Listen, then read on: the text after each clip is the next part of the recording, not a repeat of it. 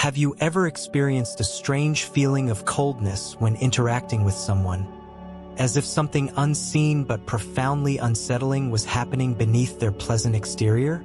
Carl Jung, a highly insightful psychologist in history, identified a concerning pattern throughout his extensive clinical practice. There exists a silent cue indicating a danger far exceeding any obvious physical threat. This indicator, often overlooked by our conscious awareness yet sensed by our most fundamental instincts, doesn't manifest through aggressive words or openly harmful actions. Instead, it is more subtle and precisely due to this infinitely more perilous. Ancient wisdom has long cautioned about such individuals, but Jung managed to articulate scientifically what our ancestors intuitively grasped. The most disturbing aspect of this signal is that it can appear in people who seem entirely normal, even charismatic, and upon detecting it, the only wise course of action is immediate withdrawal. Shadow projection stands out as perhaps the most hazardous psychological mechanism that Jung pinpointed in interpersonal relationships. Consider this. You are in conversation with someone who unexpectedly ascribes to you intentions, thoughts, or negative traits that you have never expressed or demonstrated. This individual is not reacting to you but to a distorted image they have constructed in their own mind. Does this sound familiar? What you feel in that moment is the projection of the Jungian shadow in its purest form. The shadow embodies everything we reject about ourselves, aspects we deem unacceptable and banish to the unconscious. However, these elements do not vanish. They simply remain outside our conscious perception, accumulating energy in the depths of our psyche. When someone consistently projects their shadow onto others, they are displaying the most dangerous signal that Jung identified: the complete inability to acknowledge their own denied aspects. This person literally cannot see these elements within themselves, so they perceive them exclusively in others. The danger lies in the fact that, from their viewpoint, you are genuinely embodying those negative traits.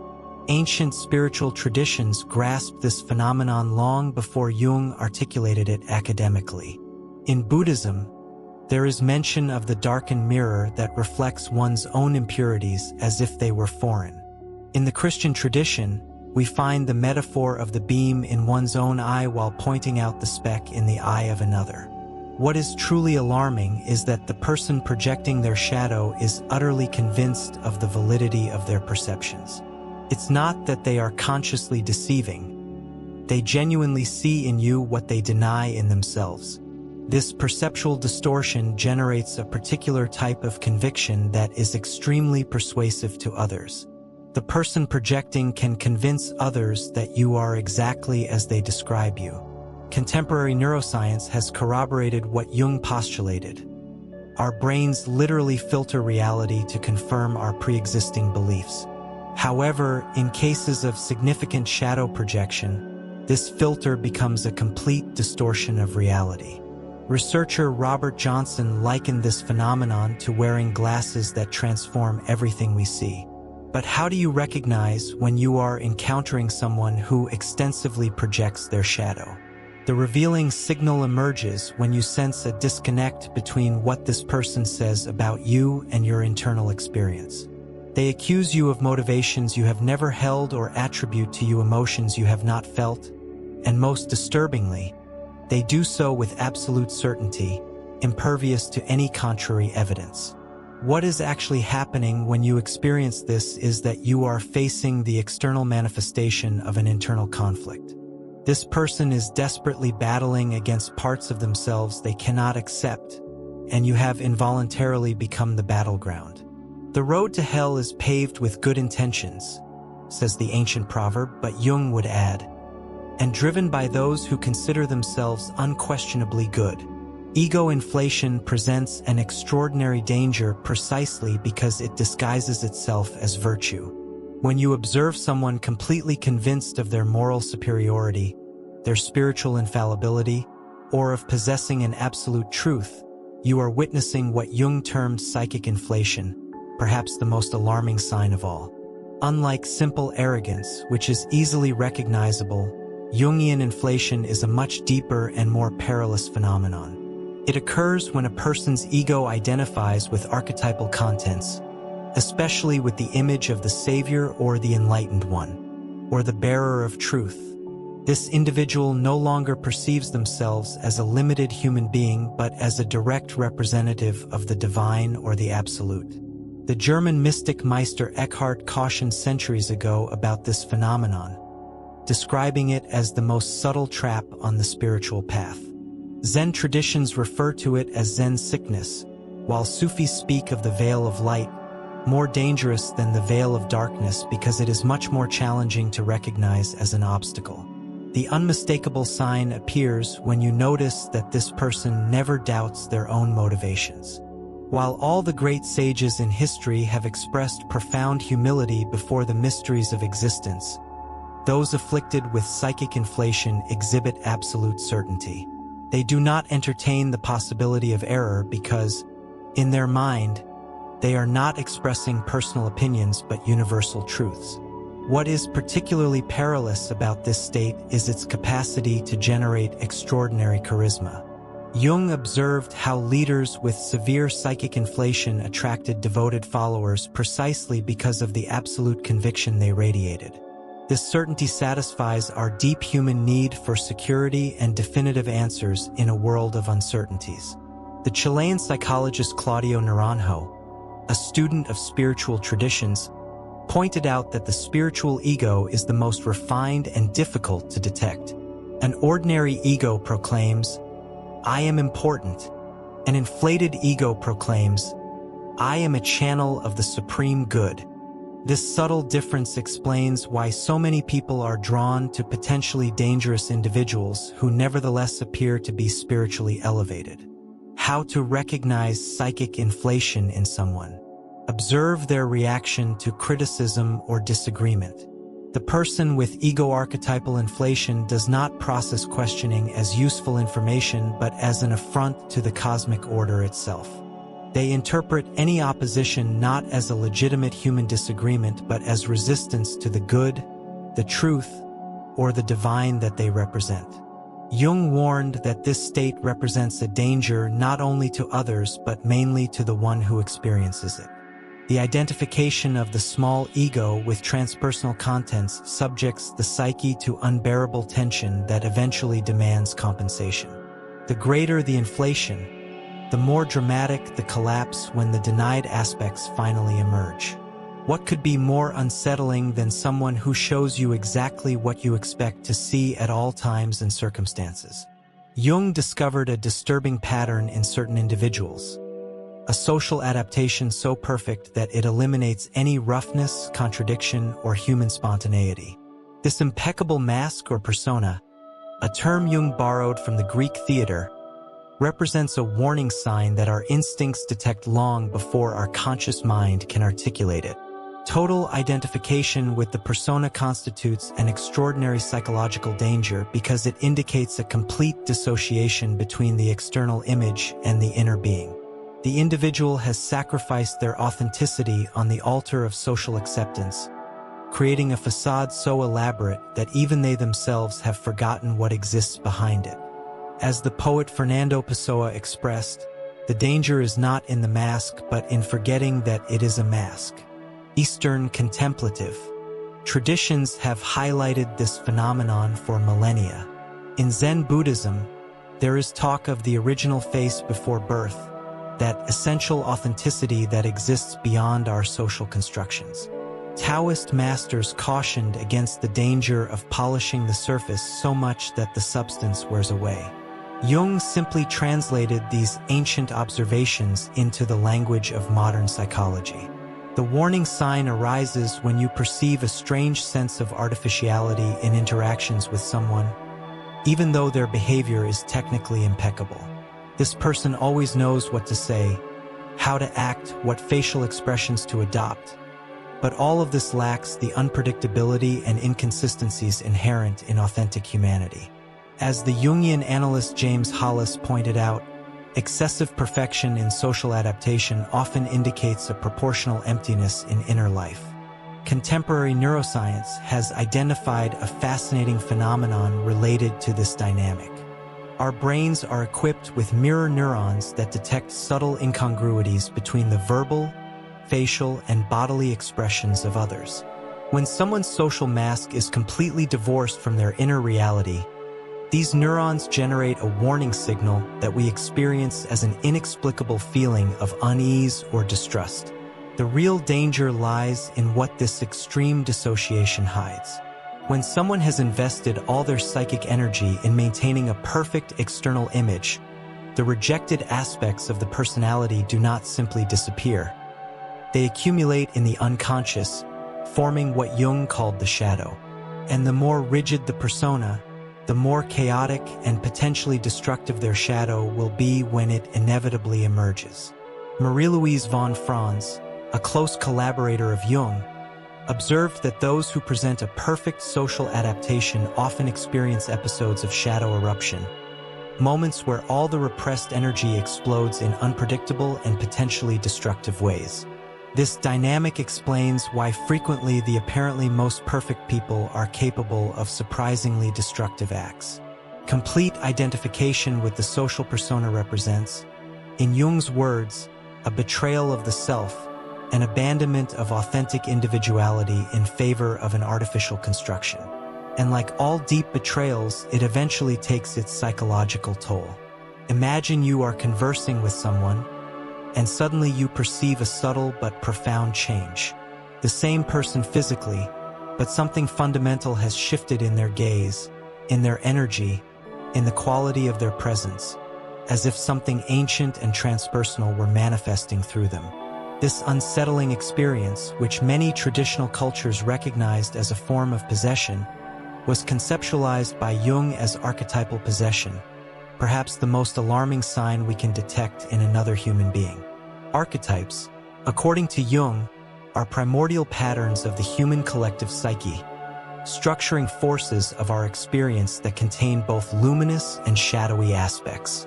When an archetype possesses a person's consciousness, they lose their individuality and become a channel for transpersonal energies that far exceed their capacity for integration. Shamanic traditions of various cultures perfectly understood this phenomenon.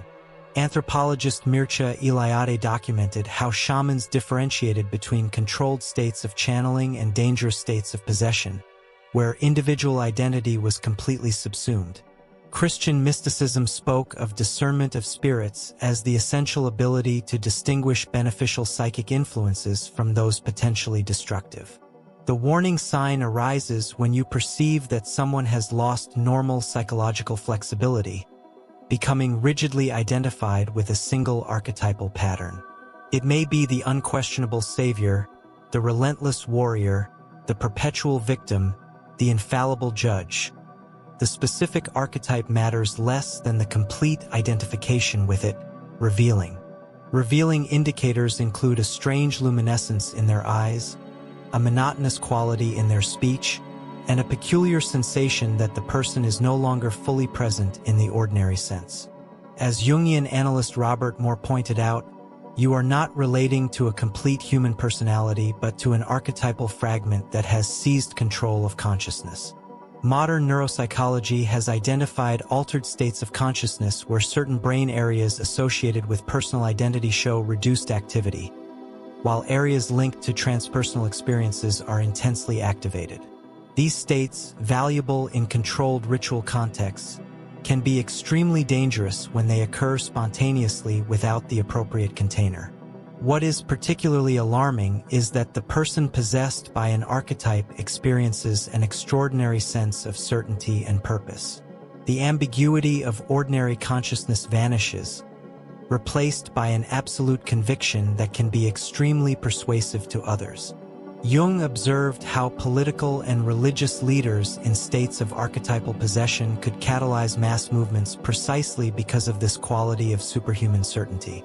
The fundamental danger lies in the fact that archetypes, as primordial patterns of the collective unconscious, contain extreme polarities. The same archetype of the savior holds both the potential for redemptive compassion and destructive fanaticism. When a person becomes completely identified with an archetype, they will inevitably manifest its darkest aspects, often without any awareness of the contradiction. Jung documented numerous cases where individuals possessed by archetypes committed acts completely contrary to their conscious values, later experiencing partial amnesia or extreme rationalization. Archetypal possession represents the temporary loss of the capacity for self-reflection, precisely what makes us human. There is a psychological phenomenon so disturbing that when you recognize it in someone, you understand that you are witnessing a genuine tragedy in development. Jung called it compulsion to repeat, an unconscious pattern where the person obsessively recreates the same painful situations as if trapped in an invisible labyrinth from which they cannot escape. This signal, when we clearly detect it in another, warns us that we are facing an extraordinary danger, being involved in a psychological drama that does not belong to us. What is truly alarming about the compulsion to repeat is its automatic and unconscious quality. The person is not consciously or maliciously choosing to recreate destructive patterns. They are responding to deep psychic forces that operate completely outside their consciousness. As psychoanalyst Christopher Ballas expressed, they are unthought knowns, formative experiences so early or traumatic that they were never cognitively processed but organize all subsequent experience. Spiritual traditions have recognized this phenomenon for millennia. The Buddhist concept of karma originally did not refer to a cosmic system of reward and punishment, but precisely to these patterns of conditioning that lead us to recreate similar circumstances over and over again. In the Judeo-Christian tradition, the idea of original sin can be interpreted psychologically as these unconscious patterns that we inherit and perpetuate without conscious choice. The revealing sign appears when you observe someone who consistently ends up in the same painful situations with different people but following an amazingly similar script. Even more disturbing, the person seems sincerely surprised each time the pattern is repeated, as if they were a victim of destiny instead of the unconscious architect of their own recurring experience. Contemporary neuroscience has discovered a biological basis for this phenomenon. Early experiences, especially traumatic ones, literally create neural pathways that become routes of least resistance for information processing. The brain develops a neurological expectation that unconsciously seeks to confirm its pre-existing models of the world, even when these models produce suffering. The most dangerous aspect is that people trapped in unconscious repetition compulsions unconsciously try to recruit others to play roles in their unresolved internal drama. As psychoanalyst Donald Kalsched pointed out, unprocessed trauma demands to be staged. Without realizing it, we can find ourselves playing a role in a story that began long before we met this person. Jung observed a fascinating phenomenon. The more unconscious the compulsion to repeat, the more it seems to manifest as synchronicities or significant coincidences in external life. The person unconsciously creates situations that replicate their unresolved internal dynamics but experiences these events as if they were imposed by a cruel or unjust external fate. Jungian therapists identify this signal when they hear someone repeatedly narrate stories where they are always betrayed, abandoned, misunderstood, or victimized in surprisingly similar ways. As Marie-Louise von Franz expressed, "Until you make the unconscious conscious, it will direct your life and you will call it fate." What is most disturbing is that the compulsion to repeat has an almost magnetic quality. The person trapped in these patterns unconsciously emits signals that attract precisely those who can help them recreate their original traumatic scenarios. Jung called this phenomenon negative synchronicity, the extraordinary ability of the unconscious to orchestrate encounters that perpetuate its unresolved patterns. If the signals we have explored reveal the deepest dangers, according to Jung, there is a transformative path that transcends these threats: the conscious integration of the shadow. This process represents the fundamental difference between psychologically dangerous people and those who have embarked on the journey towards psychic wholeness. The fascinating thing is that we can recognize this integration as clearly as we identify its absence, and when we perceive it in someone, we are facing the antithesis of psychological danger. Shadow integration does not mean moral perfection or absence of negative aspects. On the contrary, it implies a humble and conscious recognition of one's own capacity for all the errors and darkness we observe in others. As Jung expressed, "I would rather be whole than good," a frequently misunderstood phrase that really points to the difference between authentic psychological integrity and a mask of perfection that hides dangerous internal divisions. Contemplative traditions have articulated this process for millennia with different languages. Tibetan Buddhism speaks of transforming poison into medicine, recognizing and constructively using even the most difficult emotions and tendencies. Western alchemy, which fascinated Jung so much, symbolically represented this process as the transmutation of lead, rejected aspects, into gold, integrated consciousness. The indicators of a person who has genuinely begun this process of integration are unmistakable. A peculiar combination of honesty about their own shadows and compassion towards the shadows of others. This person can admit their own problematic impulses and tendencies without excessive shame or self-indulgence, simply as aspects of the human condition that require constant awareness. Contemporary neuroscience has confirmed that this integration process has observable neurophysiological correlates. Researchers like Daniel Siegel have documented how the integration of previously dissociated aspects of experience literally creates new neural connections between different brain regions, particularly between primitive emotional centers and prefrontal areas associated with self-reflection. What is truly transformative about this process is that, paradoxically, consciously recognizing our most difficult aspects dramatically decreases the likelihood of unconsciously acting them out. As Jungian analyst Robert Johnson observed, what we deny does not disappear. It simply emerges in forms over which we have less control. Conscious integration transforms potentially destructive psychic energy into available creative force. The person who has genuinely initiated this inner work exhibits a unique quality: the ability to see the world in shades of gray instead of absolute black and white.